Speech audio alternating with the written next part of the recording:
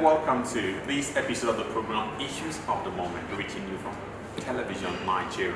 Now, the program is the current affairs political program of this station that brings you issues around the political life of Nigeria. Of course, you know that the issue of the moment right now is the countdown to 2019 election, because a lot of people have come out with different policies, programs, manifestos that they will execute come 2019 if given the opportunity to serve in any capacity, as it were. Now, joining me right now in the studio is one man who is seeking to occupy the #1 seat of the Federal Republic of Nigeria in order to bring transformation to the country. I'm talking about no other person but the founder of the Nigeria Democratic Congress Party, the Ndcp, and presidential candidate of that party.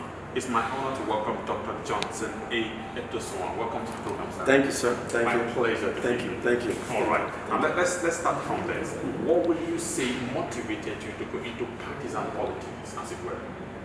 Like I said, there is suffering in the land. I have been to all over Nigeria, from the north, south, east, and west. Everywhere you go, the roads are bad. Women don't have water to drink. No electricity working. The infrastructures are bad. There's massive corruption. Nigerians have been killed by herdsmen and by Boko Haram. Nigerians have been sold as slaves. It is very, very difficult for the average person. There is no health care for anyone. And when you are sick, you are left on the waiting room for hours. And you'll be lucky if you can get, Panadol to take. For this kind of laudable program that you have, the attention that you have for the country, a lot of people would have thought that you would have joined major political parties like probably APC, PDP, or the newly formed SDP and stuff like that. Why do you think that your party is capable of delivering you this mandate? Before we formed the Nigeria Democratic Congress Party, we looked around to Ndcp, PDP, and all of the political parties that were there. And we find out that we don't have the same value system in common with them. There were a lot of allegations, a lot of corruptions, a lot of things that we don't believe in. So we chose to form our own party based on our value system.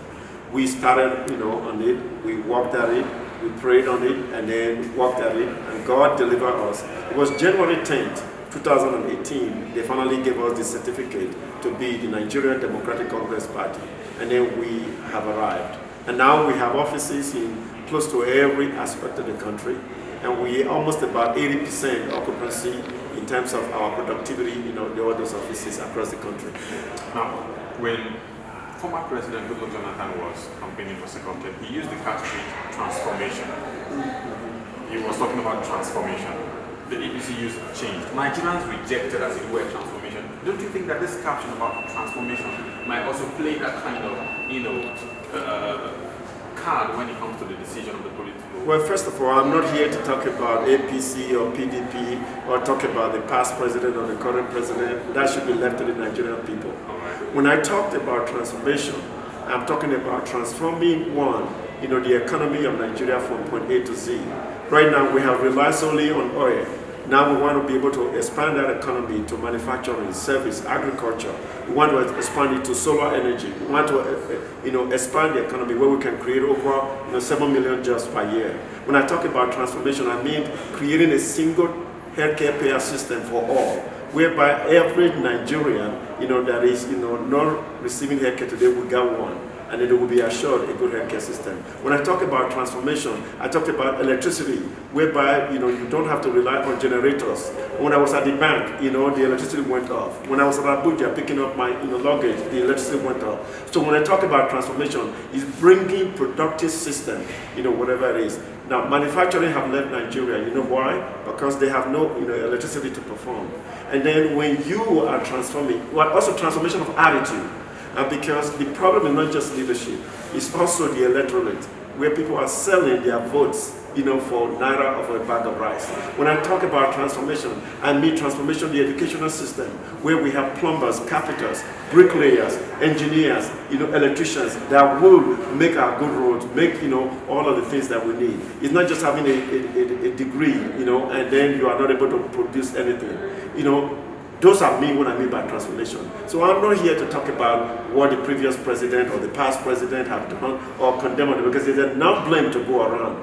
I'm here to talk about what I need to do to help my country survive. And I have done this in all over the world. And then people have been very, very happy with what I have done. And I want to bring that best practices to transform the Nigerian system. So don't use my words and mix it with all whatever you've heard, because there are a lot of catchphrases out there. I'm talking about practical, results oriented.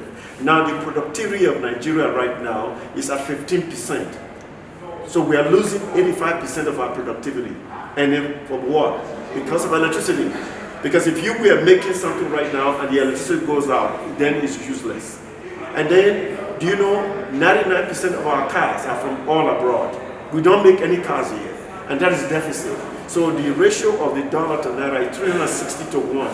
So when I mean transformation, it's transforming the financial system and sector where our 1 naira become almost head to head with $1 or better, not 360 to 1. That's what I mean by transformation. So forget about all the people that have promised all of these, things that you have not gotten. I'm talking about resulting. And when I talk about transformation, I mean re-engineering work processes. You have all agencies that are, working on duplications, in redundancies. We want to eliminate those redundancies, streamline them, and make them effective. That's what I mean about transformation. Yeah, when you held your first business roundtable meeting with business leaders and journalists, I was there, and you raised 10 cardinal points that you think will transform this country. You want to remind us of some of those points? Yeah, well, some of the points were very important. For example, one is tax. Tax, right now we are taxing people from A to Z. When you want to bring investment to Nigeria, when you want to attract investors, you got to create an environment, number one, that have infrastructure. You got to create an environment that has a good tax structure. You also have to create an environment where you have a consumer that is willing to accept those investments too. So one of the things we will do, we will keep our tax structure at 15% for investment. And then secondly, not only that, we will transform electricity. Airports will be transformed. And then we will do it in 3 stages. One, all the current export, 18 months, we will transform them so that they become world class. Then we will get into developing international airport that will be able to ship cargo from point A to point B. And we will have roads from all the way from Bayelsa all the way to Sokoto, where you can have 8-lane roads where people can transport. Today, you cannot do any of those things. And those are the things that are killing investors. And then corruption. And then, why corruption? Because people were born in corruption, they are growing up in corruption, and they are retiring in corruption. Our goal is to bring world-class best practices that we have used to transform other economies in the world to do here in Nigeria. That's what we are going to be doing. Now, a lot of this will revolve around economic policies that will help you to do that. Now, as of today, Nigeria is indebted to the tune of $22.1 billion. Now, and you have this kind of laudable project with this kind of deficit in our borrowing and all that. How do you intend to do this vis-a-vis the economic realities of today? First of all, you have to understand, academically, I have a doctorate both in engineering and economics. But practical results, I have done this in public and private sector organizations. So you're talking to the guy that is very qualified to take on the challenge. I know how to balance this. Number one, let me give you an example. When you bring in investors to come into the country, that will spur growth and job creation. And the job creation will provide revenues, and then even more taxes back to the government, even though your tax bracket is low. Then when the consumers are buying more, that gives you more revenue to be able to spend, and then that also floats in the economy. But today nobody buys anything other than they flow abroad to go buy fancy cars and bring it here to Nigeria. And those money are staying out there, that's a part of the things. And then you are being loaned money, and they are charging you interest rate on those money, and then you are not getting anything in return. So your investment, your productivity and production, and then your service sector, your healthcare sector, your infrastructure, all of these things we do that. The day we take office, I want everybody to get their resume ready. We got over 39 million youths unemployed.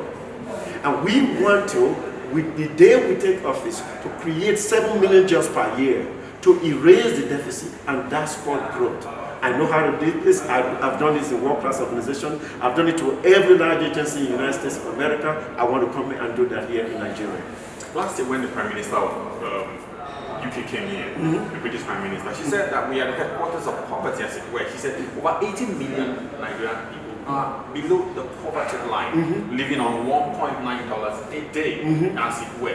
Does that present a situation, a country where you can manage, as it were, to bring such a number of people out of poverty? One of the things that we will do, we will create a minimum wage, and we are starting in minimum wage at 300,000 naira. Is that feasible? It's very feasible, sir. Let me tell you how that's feasible. If I work for you, if I do work for you, and I do not have, transportation to come to work, hear me out. And I do not have, even if when I have a transportation and the car breaks down because the road is not good, and then I'm late to work for 4 hours, my productivity is come down. But if I have good roads to come to work, and I have electricity to produce what I'm doing, you can afford to pay me that minimum wage. See, part of the problem of the corruption is that we expect people to deliver, for nothing. For example, the police. When you are paying the police less than $1, in a given day, and the police has, 5 children to feed with a wife, how do you expect that policeman without tools or decent salary to be what it is? You train them, you give them a good salary, you give them the tools to do the job, then you begin to weed out all of those bad eggs. And those that are bad eggs are weeded out. And we will have a country of law and order, and a country where people will work and for what they earn. We can afford to provide minimum wage of 300,000 naira. That's almost $1,000. It is not impossible, and you will see me do it. Just give me the chance, I will do it. Because Nigerians have been used to a lot of promises, like you did say earlier on. Well, but hear me out. Here's the difference. First of all, go back and look at my track record. Look at my track record over the past 30 years, what I have done. And look at all the results that I have produced. Look at all the agencies and public and private sector organizations that I've worked for. When you look at that track record, then you just zip it and know that you are talking to a man of integrity and a man that will deliver results. I have not taken a dime from the Nigerian economy, but I want to come back and give my best practices to save this nation. Because generations have perished, and then we want to make sure that we are not going to be wiped off the map. Because poverty is real suffering in the land, and that suffering touched my inner spirit, and it touches everyone. Our grandfather, great-grandfather have been praying, and then they have prayed. Some of them went to their grave praying, and some of them have prayed for us, but it is time for us. God has said our prayer. We need to give God a chance. God is giving us a chance to do the right thing. And then there is also darkness of forces, human sacrifice, all these things that are abominable, that things that you should not be doing, that Nigerians are doing. And God wants to give us a chance to clean the house and get things right. Now, a lot of people believe that what we are suffering in Nigeria, because of the corruption in the land, has become systemic. So let's say Dr. Edosonwa comes in as a president who hasn't been a system person in Nigeria. You have the task of working with 99% of system people who have over the years been in this kind of system where the direct funds and all that. How do you intend to change attitude? How do you intend to institutionalize what is obtainable in the West where there is development in Nigeria? Well, let me give you an example. If I report to you and you are my boss, and then if you come to work late, and then you, with your Mercedes-Benz, you come work late at 9:30, then I'm going to start coming in at 9:15 because the boss is not here. But if you come into work at 7:30 and you are my boss, I'm going to watch what you're doing, and I'm going to be at work at 7 o'clock. Leadership starts with me. My transformation roadmap says Nigerian progress begins with me. My own attitude, my own experience, my own expertise, my own transformation. Anyone that works in our administrations will be clean. And if you are not clean, you are caught. You're not clean, you are out the door. There need to be law and order. Now we have area boys, area police, area men, area women running the country. No, it will be a country of law and order. We have had enough. Enough is enough. We want to take Nigeria back from the hands of thieves. that have stolen money and then used this country for their own personal work. We want it back. Now, at the round table, someone posed a question. Because while you're answering, you called yourself an African American. And you know, No. No. That is a slogan that a lot of people say when you are wherever you are. I'm a Nigerian, born and bred here. I was born in Edo State, the heartbeat of the nation, and I went to Edo Boys High School. And from there, I saved up $1,400 and went to the United States. But if I'm in America, people will call me African American. That's what the question was all about. So I don't want you to be confused. If I was in the United States, people would call me African American. And I'm proud to be a Nigerian, born and grew up here, and it's my heritage. My last name is Edo Summer, and that shows my heritage. Because what I was asking is because a lot of people would think that you might be one of those people that foreign government wants to foist on, lesser powers so that they can begin to exert control over the economic power of the country. Being that Nigeria is an economic powerhouse, but that has not been utilized. Sir, you are making a mistake. Okay. Do not take this young man that is talking to you for granted. Nigerians will not be sold as slaves. Nigerian economy will improve. There will be law and order, economy will improve, and there will be healthcare for all, there will be sound education, the infrastructure will improve. Take my word for it and check my record. Do not take, we are not going to be a slave for anybody, and we are not going to be under anyone's control, but under the control of the Nigerian Constitution and the bylaws of the people. Give us a chance and we will prove that we can deliver. Amazing, but let's look at currently now, in the not too distant past, there's been this economic policy of having, let's say, what's called currency swap, where Nigerians are saying, or they're advising the president, let's trade with the yuan of the Chinese people rather than the dollar. And that's because of the differential rate in the dollar and the naira. Do you see that as being an economic policy that will benefit the Nigerian economy? The Nigerian policy that will benefit the Nigerian economy, number one, we have to start producing things again. Hear me out. When you produce and sell things and export things, you make money. When you are relying on other people to bail you out, you fail. We have to start producing. We have to start serving our people. There's enough service-oriented, capacity here that will create the economy. We have to start, creating solar energy, wind energy, even nuclear energy for the purpose of electricity. And we have to start making our roads so that you can transport goods and services. We have to start making our own cars. Nigerians are the best. I was named the outstanding young engineer, okay?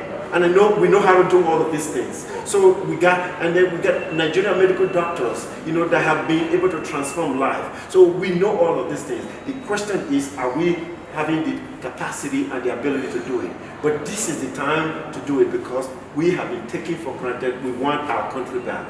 Now, you have the advantage of having, this exposure to the Western world a lot, and that should be an advantage for Nigeria if you're given the opportunity to lead. But there is this mistrust, there's this suspicion in the eyes of the Westerner when he hears this is in Nigeria. Do you think that will cause a difficulty getting investors to come invest in Nigeria? No, not at all, not at all, because the United States government, the UK government, the Australian government, the Japanese government, I can go on and on. All of the developed civilized world, they want Nigeria to progress. Trust me, the United States government or any government in the world want Nigeria to progress. The fact that Nigeria has not got it away is you cannot blame any other foreign government about it.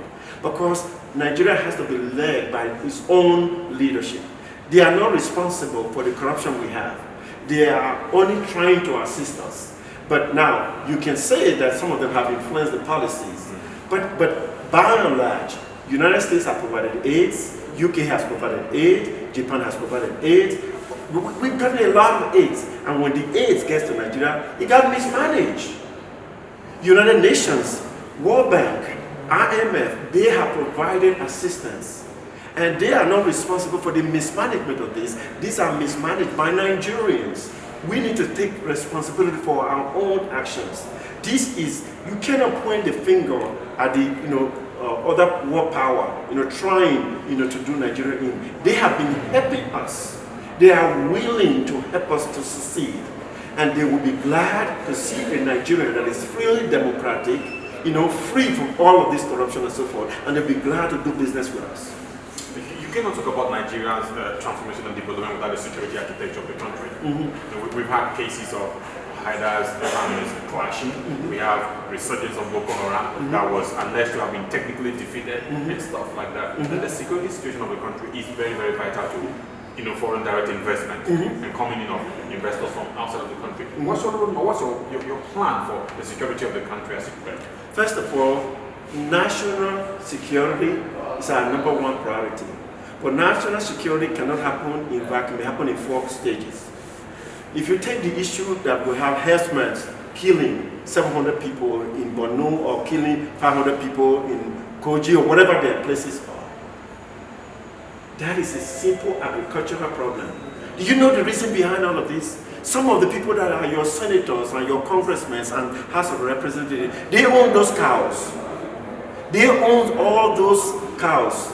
They are not able to speak out because they have, their own stake on the whole thing. And they are the one that fund all those, cow manufacturing people.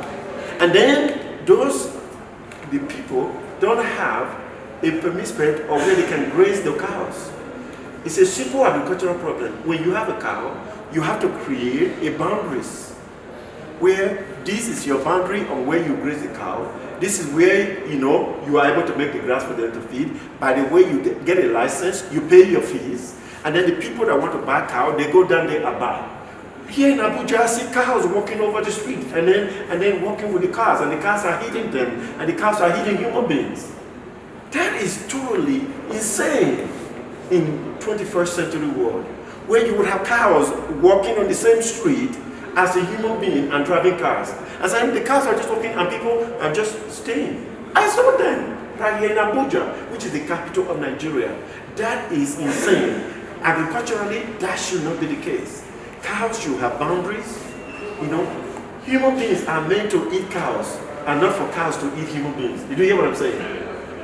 So you see what I'm saying? We sometimes put the priority wrong. And then those people that are perpetuating those crimes will become brought to justice. There needs to be truth and reconciliations about justice in the land. And we got a correct system where now you got 1,000 naira, you get to this person, then that you get justice. No. People need to be paid well, given the tools to do the job, trained well, and supported well, and then the corruption will begin. If you want to arrest all of the Nigerians that are corrupt, there will be no one left, because all the jail will be full. But you want to train them well, you want to give them the tools to be able to perform well. Then, once you pay them well, and then they get the tools, and then you begin to eliminate the bad one and put them to justice. And then you lead by example. Do you know why I'm doing this? I'm doing this. People are saying, why am you doing this? I'm doing this because there is suffering in the land for the salvation of soul. To take the soul of Nigerian back to the people, so that the average Nigerian can be able to defend his own rights and privileges. And the press will be free again, and then all of this corruption will disappear. And then, now, I'm not saying that we're going to do all of these in less than 4 years or whatever that is. But we will put a system in place that it will not be able to be tampered with, so that the generation yet to come will be able to build on that. And then they will see an example of what it is to have a 7-lane road or 8-lane road. They will see a village that is made of electricity, where there are no trash. Go to everywhere in Lagos, go to everywhere, there are trash everywhere. The same road that we take to the airport was the same road that we have been taking for 40 years. It has not been expanded. Look at the front of Lagos airport. There are pillars of stuff there that have been left there that was to be bought and just ignored. Lagos International Morikla Mohammed Airport. When I was in, Yakubu Gowon Airport, the G in the Gowon fell away. And the place where we were collecting luggage, where, there was no light. And then the guy took me to a room where he was looking for a place to plug in his background in the generator so that he can get me a ticket. That is Yakubu Gowon Airport. When I was in Port Harcourt, the hardcore of the oil industry, the airport, forget it. Look at it, look at it. I mean, you will bring press, go ahead and do investigative journalism to everything I've said. I have been to every aspect of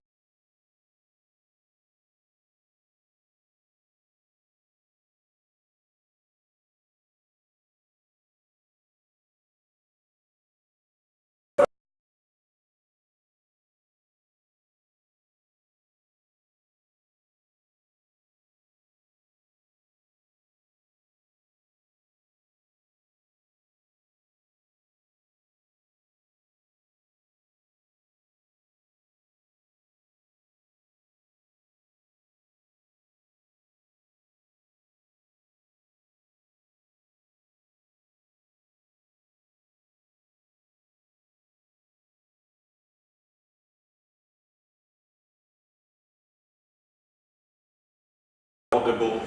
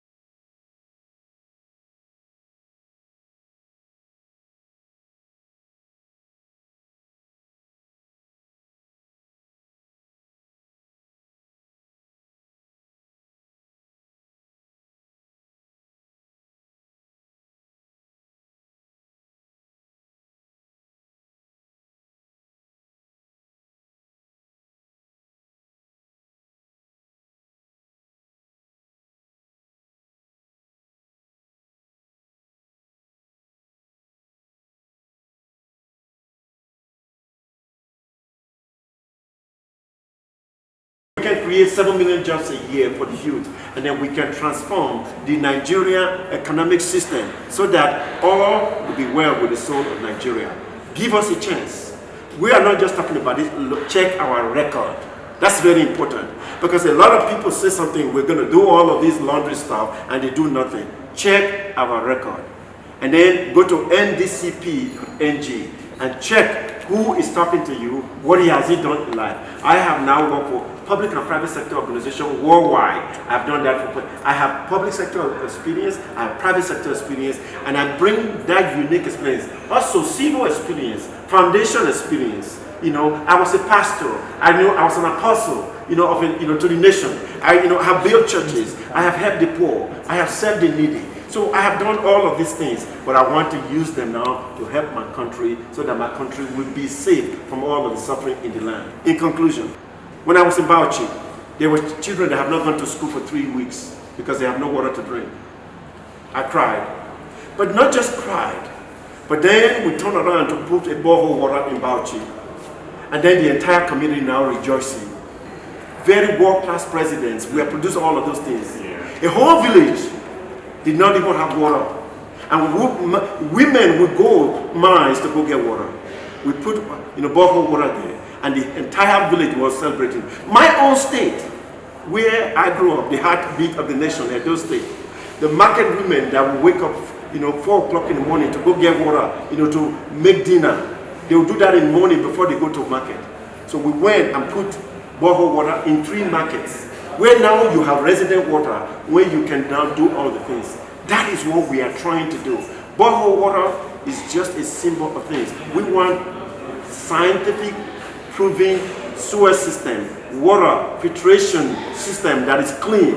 Not just lousy water that don't have a lot of have all the impurities and everything in it. We want water that is good to the people. The pollution rate in Nigeria is so high, and then we've got to take that down, and we've got to be living in the 21st century.